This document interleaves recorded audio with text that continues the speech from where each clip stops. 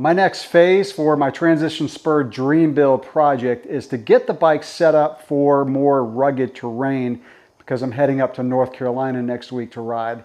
And I'm gonna ride the Spur. And so I set it up cross country when I built it, but now we're going to add another wheel set. So I've got a wheel set from Stans. So I just got this in. This is the Stans Flow MK4. The reason I went with the Flow is because it's got a 30 millimeter internal, and that's going to allow the tire to spread out more. The MK4s, by the way, have their Impulse hub. It's a really sweet hub.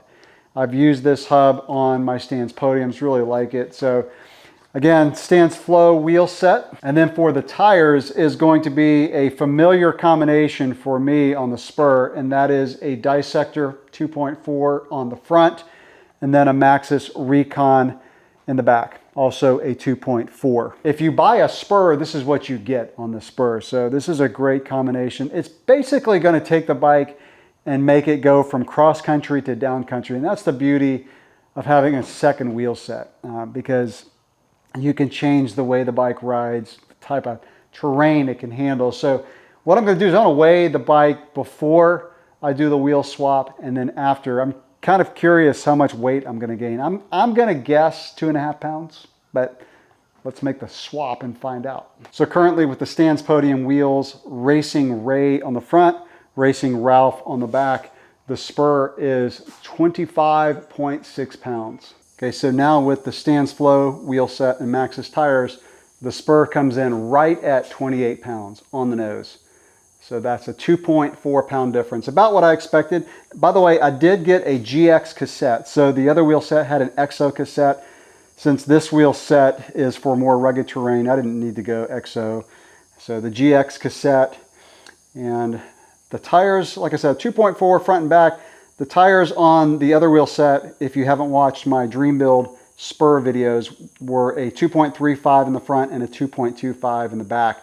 So I've gained width in the tires, I've gained more beefier tread, and of course a more durable wheel set. So this bike is all set for the rugged terrain of North Carolina next week. So that's going to wrap it up for this quick update video of the Transition Spur Dream Build. I'll go ahead and mention, this is currently my only analog bike that's full suspension. So I don't have my 9R Rip 9 anymore. I've got the e-bike. So you may have seen that video that came out recently. I now have an e-bike. I will be getting another long travel analog acoustic, whatever you call it, regular mountain bike coming up. I'm not going to announce what it is yet, but I'm really excited about it. As of right now, this is my only full suspension mountain bike, which is why I wanted to get a second wheel set. I love what you can do with the variety of a bike like this. So 120 front and rear slacker angles.